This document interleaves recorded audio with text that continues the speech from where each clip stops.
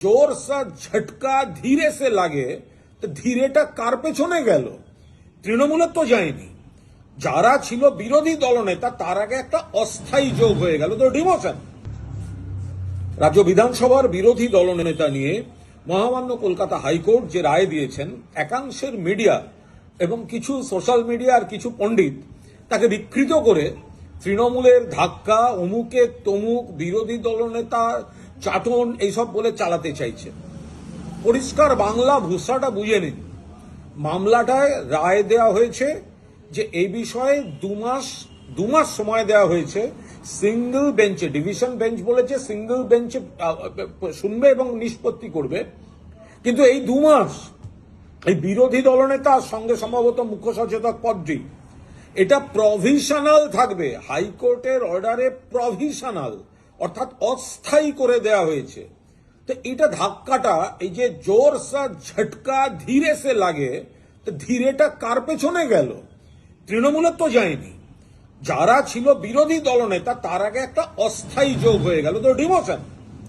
Speaker সাহেব যে রায়টা দিয়ে দিয়েছিলেন, যেটা নিয়ে আমরা চ্যালেঞ্জ করেছি, তো হাইকোর্ট তো তাকে মান্যতা দিল না, অন্তত আজ অব্দি দেয়নি, আজকের রায় দেয়নি। পরিষ্কার বলেছে এটা অস্থায়ী। তো অস্থায়ী মানেটা কি? অস্থায়ী মানে যে বিরোধী দলনেতা সেটা আপাতত যতক্ষণ না ফয়সালা হবে অস্থায়ী লিখতে হবে। আপনি ভাবতে পারছেন? অস্থায়ী মানে ঠিকা ঠিকা ঠিকা বিরোধী নেতা। ও নেম প্লেটে যেটা লেখা আছে না বিধানসভায়, যে বিরোধী দলনেতা ঘরের বাইরে, ওখানে যদি আমরা তার উপরে একটা ঠিকা বা প্রভিশনাল কোর্টের রায়টা লাগিয়ে দিই, দেখতে কেমন লাগবে? একটা যদি অধিবেশন ডাকা হয় এখন, একটা বিরোধী দলনেতা প্রভিশনাল, এতে ওজন থাকে।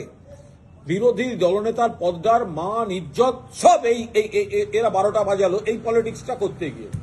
আর চাটন ও তো এমনি অস্থায়ী।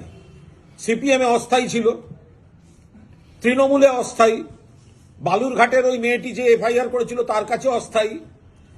তো অস্থায়ী হতে হতে বিরোধী দলনেতা পদটাকে অস্থায়ী বানিয়ে ছেড়ে দিয়েছে। মাননীয় স্পিকার সাহেব একটু ভেবে দেখুন যে কি রায় দিলেন, যেটা কলকাতা হাইকোর্ট প্রশ্নচিহ্ন তুলে দিল।